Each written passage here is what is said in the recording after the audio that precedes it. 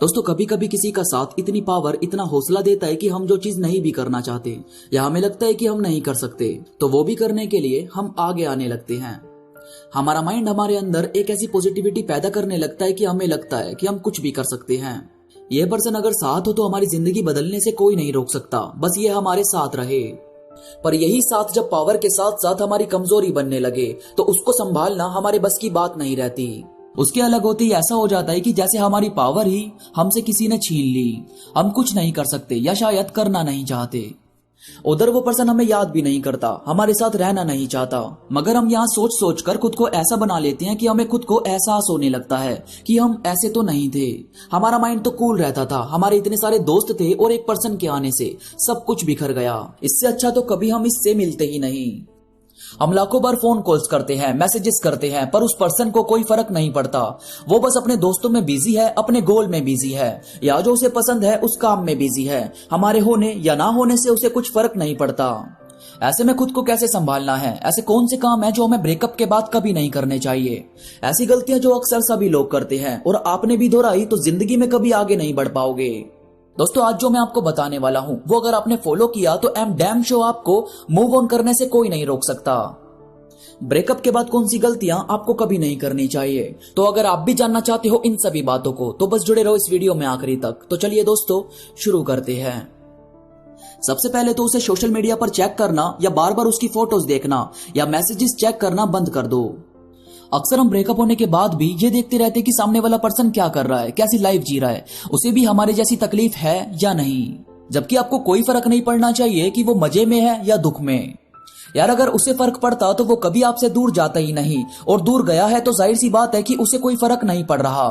तो ये जो आप हर 2 मिनट में उसकी फोटोज देखते हो, पुरानी चैट पढ़ते हो, ये सब करने से कुछ भी चीज ठीक नहीं होती, बल्कि आपका मन और भी ज्यादा उदास रहने लगता है। अब जैसे अगर मैं बोलूं कि आपकी आंखों के सामने कोई बोतल है और आपको उसे इग्नोर करना है, तो जाहिर है ना कि आपको उसे इग्नोर करने के लिए या तो उसको अपनी आंखों के सामने से हटाना पड़ेगा या अपनी आंखें बंद करनी पड़ेगी। पर आप 24 घंटे आंखें तो बंद नहीं कर सकते, इसलिए बोतल को सामने से हटाना पड़ेगा। इसी तरह अपने पार्टनर को या उस पर्सन को भूलने के लिए या उस दर्द से बाहर आने के लिए आपको उसे इग्नोर करना ही पड़ेगा।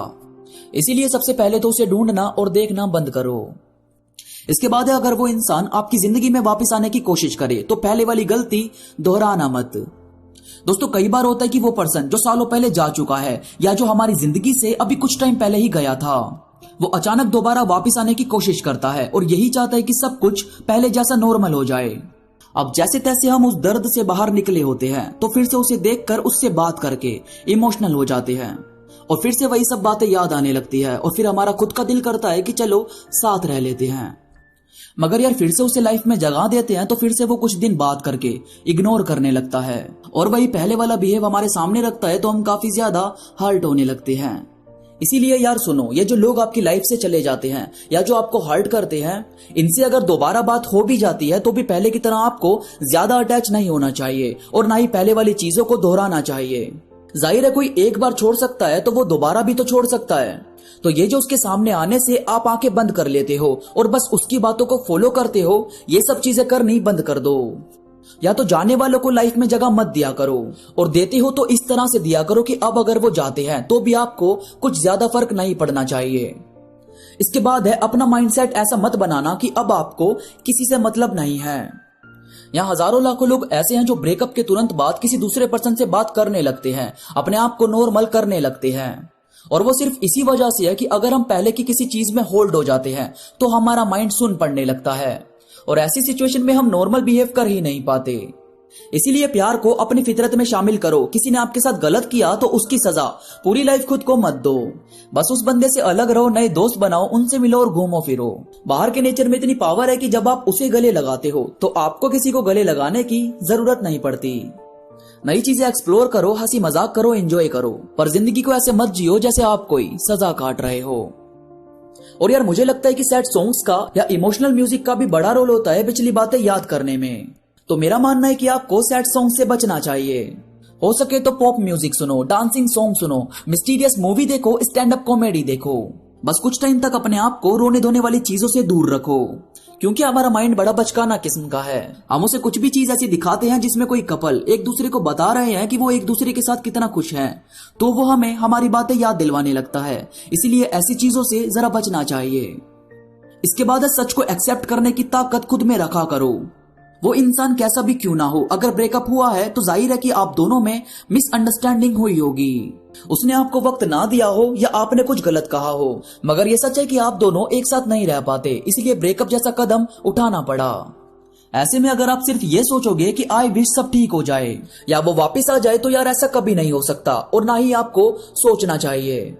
क्योंकि अगर आप दोनों साथ हुए तो हालात सुधरने वाले नहीं है। हम लोगों का नेचर, हमारा माइंडसेट जल्दी से चेंज नहीं होता, और अगर वो साथ आ भी जाता है तो फिर से वही लड़ाई और उसी हालातों से गुजरना पड़ेगा जिनसे मजबूर होकर आप दोनों ने ब्रेकअप किया।